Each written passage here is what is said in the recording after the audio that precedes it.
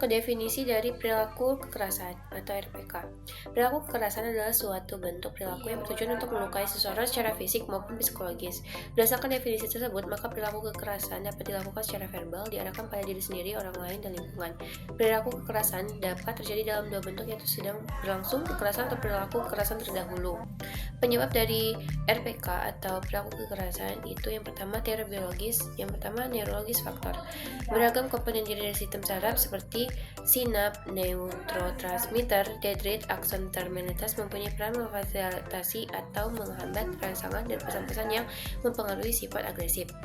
Sistem limbik sangat terlibat dalam menstimulasi timbulnya perilaku bermusuhan dan respon agresif.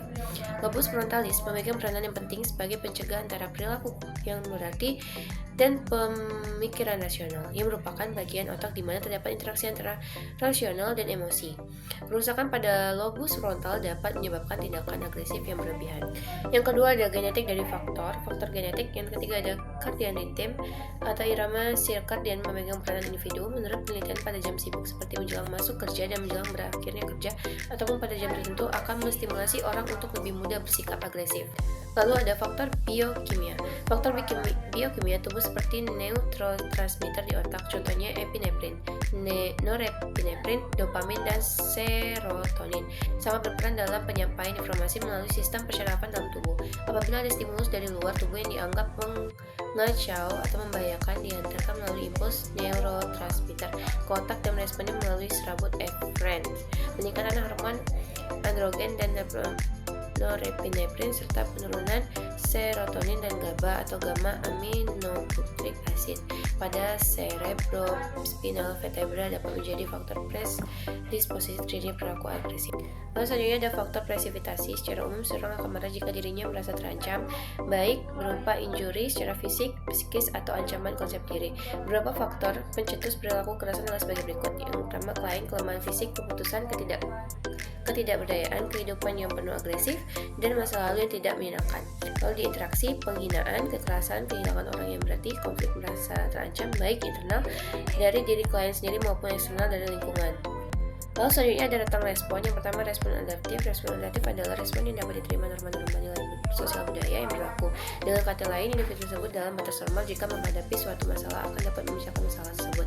Respon adaptif itu antara lain, yang pertama pikiran logis adalah pandangan yang mengarah pada kenyataan.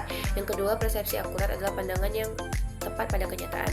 Lalu yang ketiga ada persepsi emosi konsisten dengan pengalaman, yaitu perasaan yang timbul dan pengalaman. Lalu selanjutnya perilaku sosial adalah sikap dan tingkah laku yang masih dalam batas kewajaran. Lalu selanjutnya hubungan sosial adalah proses suatu interaksi dengan orang lain dan lingkungan. Lalu selanjutnya ada respon maladaptif. Yang pertama itu kelainan pikiran adalah keyakinan yang secara kokoh dipertahankan walaupun tidak diyakini orang lain dan bertentangan dengan kenyataan sosial. Yang kedua itu perilaku kekerasan merupakan status tentang emosi dan ungkapan kemarahan yang dimanifestasikan dalam bentuk fisik. Lalu kerusakan proses emosi adalah perubahan status yang timbul dari hati. Lalu perilaku tidak terorganisir merupakan suatu perilaku yang tidak teratur. Selanjutnya ada tanda dan gejala dari RPK. Yang pertama itu muka merah dan tegang, kedua mata melotot atau pandangan tajam, ketiga tangan mengepal, keempat rahang mengatuk, yang kelima wajah memerah dan tegang, keenam postur tubuh kaku, ketujuh pandangan tajam, dan kedelapan jalan mondar-mandir. Klien dengan perilaku kekerasan sering menunjukkan adanya klien mengeluh perasaan terancam, marah, dan dendam. Kedua, klien mengungkapkan perasaan tidak berguna. Ketiga, klien mengungkapkan perasaan jengkel. Dan keempat, klien mengungkapkan adanya keluhan fisik seperti dada berdebar-debar, rasa tercekik, dan bingung. Untuk pelaksanaan dari RPK itu yang pertama ada farmakoterapi. Pasien dengan ekspresi marah, perlu perawatan dan pengobatan mempunyai dosis efektif tinggi. Contohnya chlorpromazine atau HCl yang berguna untuk mengendalikan psikomotornya. Bila tidak ada, dapat digunakan dosis efektif rendah. Contohnya intrafluoroprasinelasin. Bila tidak ada juga, maka dapat digunakan tranquilizer, bukan obat antipsikotik seperti neuropatika. Tetapi meskipun demikian, keduanya mempunyai efek anti tegang, anti cemas, dan anti agitasi. Yang kedua ada terapi okupasi. Terapi ini sering diterjemahkan dengan terapi kerja. Terapi ini bukan pemberian pekerjaan atau kegiatan itu sebagai media untuk melakukan kegiatan dan mengembalikan kemampuan berkomunikasi. Karena itu dalam terapi ini tidak harus diberikan pekerjaan, tetapi segala bentuk kegiatan seperti membaca koran, main catur dapat pula dijadikan media yang penting setelah mereka melakukan kegiatan itu.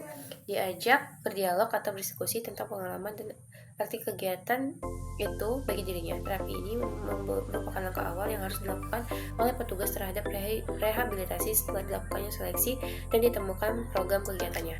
Peran serta keluarga. Keluarga merupakan sistem pendukung utama yang memberikan perawatan langsung pada setiap keadaan. Perawat membantu keluarga agar dapat melakukan 5 tugas kesehatan, yaitu mengenal masalah kesehatan, membuat keputusan tindakan kesehatan, memberi perawatan pada anggota keluarga, menciptakan lingkungan keluarga yang sehat, dan menggunakan sumber yang ada pada masyarakat. Selanjutnya ada terapi somatik.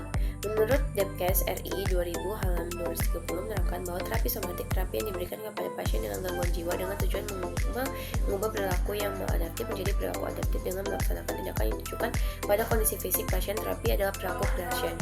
Selanjutnya ada terapi kejang listrik. Terapi kejang listrik atau electronic convulsive therapy atau ECT adalah bentuk terapi kepada pasien dengan menimbulkan kejang grand mal dengan mengalirkan arus listrik melalui elektroda yang menangani skizofrenia. Membutuhkan 20-30 terapi, biasanya dilaksanakan adalah setiap 2-3 hari sekali.